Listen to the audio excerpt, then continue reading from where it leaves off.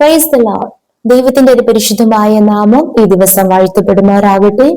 എന്നെ ശ്രവിക്കുന്ന എല്ലാ പ്രിയമുള്ളവർക്കും യേശു ക്രിസ്തുവിന്റെ നിസ്തുല നാമത്തിലുള്ള എന്റെ സ്നേഹാവദനങ്ങൾ. അതേ പ്രിയമുള്ളവർ, ഇന്നത്തെ ചിന്തയ്ക്ക് ആധാരമായി നമുക്കൊരു വേദഭാഗം വായിക്കാം. അപ്പോസ്തലനായ പൗലോസ് തിമോഥെയോസിന് എഴുതിയ 2-ാം ലേഖനം 1-ാം അധ്യായം അതിന്റെ 8-ാം വചനം നമുക്ക് വായിക്കാം. അതുകൊണ്ട് നമ്മുടെ കർത്താവിന്റെ സാക്ഷ്യത്തെയും അവന്റെ ബദ്ധനായ എന്നെയും കുറിച്ച് ലജ്ജിക്കാതെ സുവിശേഷത്തിനായി ദൈവശക്തിക്ക് ഒത്തവണ്ണം നീയും എന്നോടുകൂടെ കഷ്ടം സഹിക്കാം എന്ന് 2 Timothy chapter 1 verse 8. So do not be ashamed of the testimony about our Lord Jesus or of me his prisoner. Rather, join with me in suffering for the gospel by the power of God. Amen. ദൈവശക്തിക്ക് ഒത്തവണ്ണം നീയും എന്നോടുകൂടെ കഷ്ടം സഹിക്കായെന്ന് അപ്പോസ്തലനായ പൗലോസ് തിമോഥെയോസിന് ലേഖനം എഴുതുമ്പോൾ പറയുന്നു. എന്നാൽ ആ ലേഖനം ഇന്ന് ദൈവസഭ ആയിരിക്കുന്ന നമുക്കെല്ലാവർക്കും കൂടെയുള്ളതാണ്. Price the Lord. ഈ അന്ത്യകാലത്ത് നാം അധികമായി ലേഖനങ്ങളെ വായിക്കേണ്ടത് ഏറ്റവും അത്യാവശ്യമാണ്. Price the Lord. ഇവിടെ നാം വായിക്കുന്നു, നീയും എന്നോട് കൂടെ കഷ്ടം സഹിക്കാം. നമുക്ക് ആർക്കും ഇഷ്ടപ്പെടാത്തൊരു വാക്കാണ് കഷ്ടം. എന്നാൽ ഈ കഷ്ടം സഹിക്കുവാൻ നമുക്ക് എങ്ങനെ കഴിയും? ദൈവശക്തിക്ക് ഒത്തവണ്ണം കഷ്ടം സഹിക്കാം. Price the Lord. വീണ്ടും പറയാ, നീ ലജ്ജിക്കരുത്. കഷ്ടം സഹിക്കുമ്പോൾ ലജ്ജിക്കരുത്. യേശു കർത്താവിന്റെ സാക്ഷ്യ നിമിത്തവും ബദ്ധനായ എന്നെ കുറിച്ചും നീ ലജ്ജിക്കരുത്. Price the Lord. പലപ്പോഴും ചില കഷ്ടതകൾ നമ്മുടെ ജീവിതത്തിൽ കടന്നു വരുമ്പോൾ അന്ന് നാം പല നിമിടങ്ങളിൽ ചിന്തിക്കാറുണ്ട്, നീ യേശു ക്രിസ്തുവിന്റെ നാമത്തിന് വേണ്ടി ഇറങ്ങി തിരിച്ചത് കൊണ്ടല്ലേ ചില കഷ്ടങ്ങൾ പ്രതീക്ഷിക്കാതെ നമ്മുടെ ജീവിതത്തിൽ കടന്നു വന്നത്?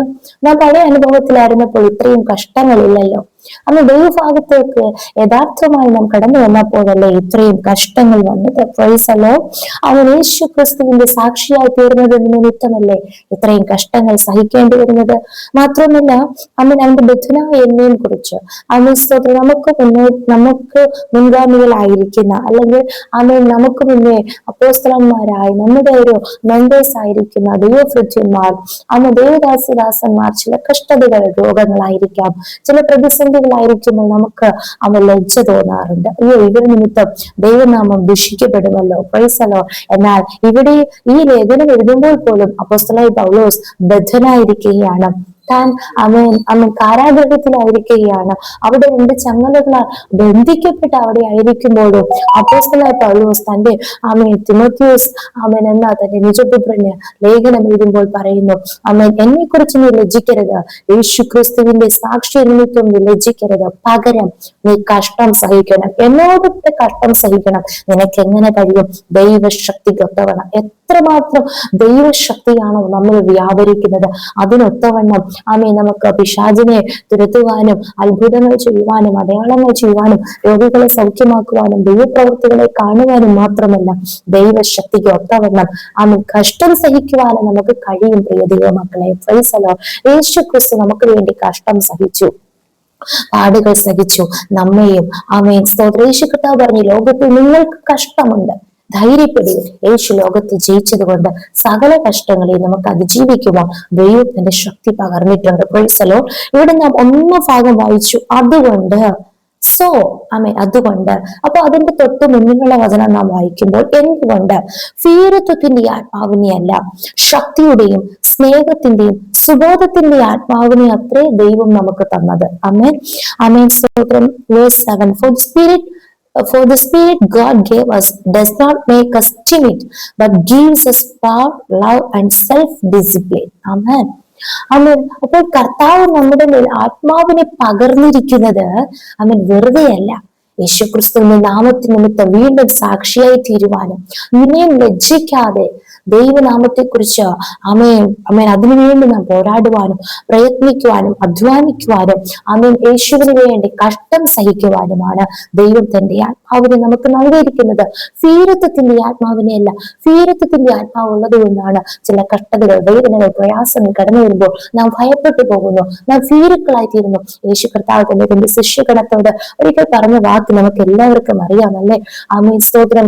കടൽ തിരമാലകൾ അമേൻ അമേൻ ആഞ്ഞടിക്കുമ്പോൾ, പഠനം മുങ്ങുമാറാകുമ്പോൾ ശിഷ്യന്മാർ ഭയപ്പെടുന്നു, യേശുവെ വിളിക്കുന്നു. യേശു എഴുന്നേറ്റ് കാറ്റിനെ കടലിനെ ശാസിക്കുന്നു. എന്ന വലിയ ശാന്തതയുണ്ടായി. അതിനുശേഷം യേശു തന്റെ ശിഷ്യന്മാരെ വിളിച്ചൊരു പേരുണ്ട്. അമേ നിങ്ങൾ ഭീരുക്കളാകുവാൻ എന്ത്? അമേ അതേ ദൈവം നമ്മൾ പകർന്നിരിക്കുന്ന ആത്മാവ് ഭീരുത്വത്തിന്റെ ആത്മാവിനെ അല്ല.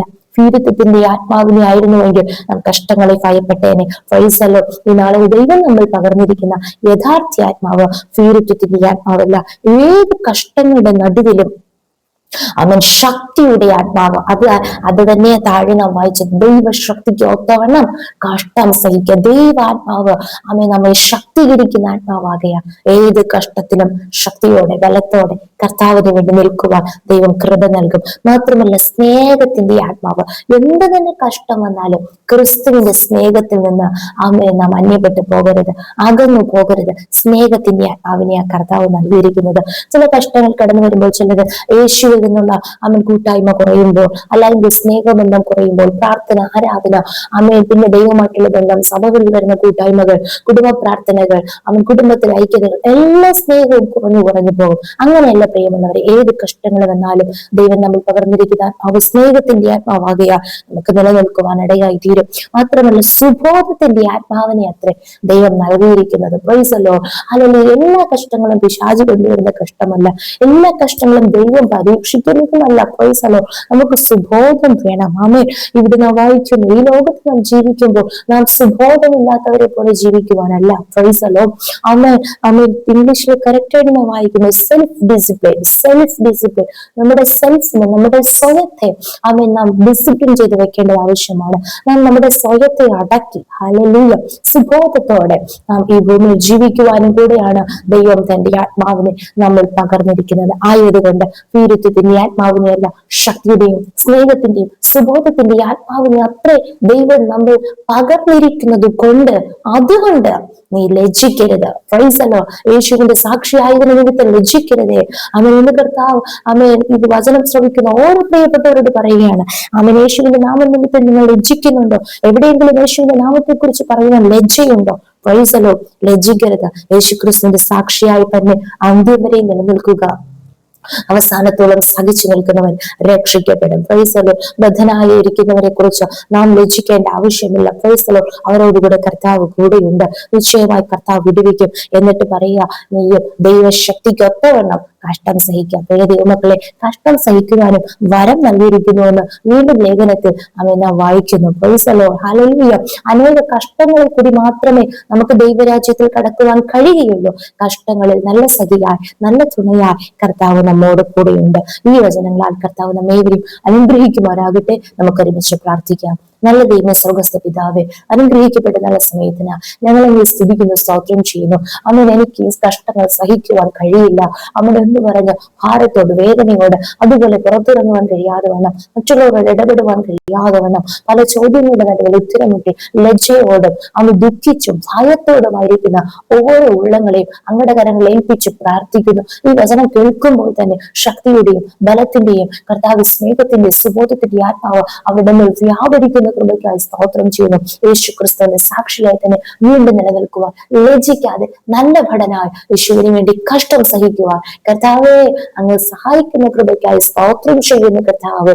നിശ്ചയമായി ആമേൻ ഹല്ലേലൂയ. ഈ ലോകത്തിലെ കഷ്ടങ്ങൾ സാരമില്ല. നിത്യ തേജസ്സിന്റെ ഘനം ഓർക്കുമ്പോൾ ഈ ലോകത്തിലെ കഷ്ടങ്ങൾ സാരമില്ല. അതേ നിത്യ തേജസ് ഓർത്തുകൊണ്ട് കർത്താവ് യേശുവിന്റെ കഷ്ടങ്ങൾ പങ്കുള്ളവരാകുമ്പോഴും സന്തോഷിച്ച് ആനന്ദിച്ചു കൊണ്ടുവരുവാൻ കർത്താവ് സഹായിക്കുന്നതിനായി സ്തോത്രം. വചനം കേൾക്കുന്ന എല്ലാ പ്രിയപ്പെട്ടവരെയും അനുഗ്രഹിക്കണം. ഞങ്ങളെ ഒരുമിച്ച് താഴ്ത്തുന്നു, സമർപ്പിക്കുന്നു. പ്രാർത്ഥന കേട്ടതിനാൽ സ്തോത്രം. യേശുവിന്റെ വികാരമുള്ള നാമത്തിൽ തന്നെ. ആമേൻ, ആമേൻ, ആമേൻ. May God bless you all.